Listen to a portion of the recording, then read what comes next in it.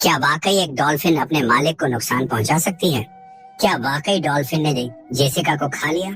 وہ ڈالفن جسے بچپن سے پیار دیا گیا، جس کے ساتھ کھیل کھیلا گیا، تربیت دی گئی، شو کروائے گئے اور جو انسانوں سے محبت کی مثال سمجھی جاتی تھی، اگر ایک دن وہی ڈالفن اپنے ہی مالک کو زخمی کر دے تو کیا یہ محبت ختم ہو گئی یا اس کے پیچھے کوئی اور کہانی چھپی ہے؟ دوستوں، پوری حقیقت جاننے کے لیے ویڈیو آخر تک ضرور دیکھیں، اور اگر آپ کو ایسی سچی اور سبق آموز کہانیاں پسند ہیں تو چینل کو سبسکرائب ضرور کریں۔ یہ کہانی ہے جیسیکا کی، ایک خوبصورت اور ذہین ڈالفن کی، جس نے اپنی زندگی کے پہلے سال آزاد سمندر کی گہرائیوں میں گزارے۔ وہ نیلی لہروں میں کھیلتی، اپنی ماں کے ساتھ لمبے سفر کرتی اور ہر دن ایک نئے مہم جوئی کی طرح ہوتا۔ جیسیکا بچپن سے ہی شرارتی اور تجسس بھری تھی۔ وہ کبھی مچھلیوں کے جھنڈ کا پیچھا کرتی، کبھی سمندر کی سطح پر چھلانگ لگا کر باہر کا منظر دیکھتی۔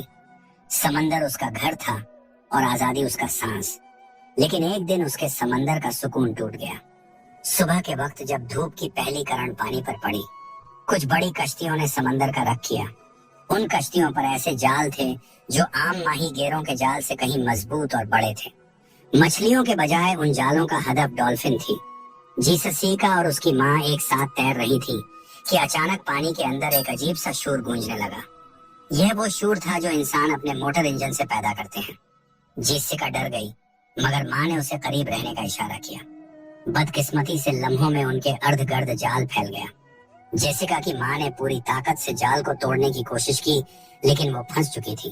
جیسیکا بھی یہ سب دیکھ رہی تھی، مگر اس دن وہ عام دنوں کی طرح پرجوش نہیں تھی۔ عالیہ نے نوٹ کیا کہ جیسیکا کے تیراکی کے انداز میں کچھ سستی آ گئی ہے۔ پہلے جہاں وہ پانی سے چھلانگ لگا کر گیند کو ایک ہی کوشش میں چھوتی تھی، اب وہ کئی بار کوشش کے بعد ہی کامیاب ہو رہی تھی۔ عالیہ نے سمجھا شاید یہ محض تھکن ہے، مگر دل کے کسی کونے میں ایک ہلکی سی فکر بیٹھ گئی۔ شو سے 3 دن پہلے ایک عجیب واقعہ ہوا۔ عالیہ تالاب کے کنارے کھڑی جیسیکا کو اشارہ دے رہی تھی کہ وہ رنگ کے دائرے سے گزرے۔ جیسیکا نے دائرے کو چھوا بھی نہیں، بلکہ سیدھا ایک کونے میں جا کر کھڑی ہو گئی۔ اس نے پہلی بار عالیہ کی طرف ایک ایسی نظر ڈالی جو عالیہ نے پہلے کبھی نہیں دیکھی تھی۔ نہ وہ کھیلنے والی چمک تھی، نہ وہ مسکراہٹ۔ وہ نظریں جیسے کہہ رہی تھی میں خوش نہیں ہوں۔ عالیہ اس لمحے خاموش رہی، مگر اس نے جیسیکا کو آرام دینے کا فیصلہ کیا۔ باقی دن کے لیے ٹریننگ روک دی گئی، مگر دوسرے دن جیسیکا نے ایک اور نیا آروگیہ دکھایا۔ جب عالیہ نے اسے پانی میں ہاتھ سے سہلایا تو وہ تاب اچانک پیچھے ہٹ گئی۔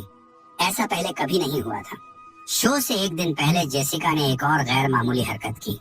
جب ایک اور ٹرینر اس کے تالاب کے پاس آیا تو جیسیکا نے پانی زور سے چھینٹا اور اونچی آواز میں آواز نکالی۔ یہ آواز خوشی کی نہیں تھی، بلکہ ایک طرح کا انتباہ تھی۔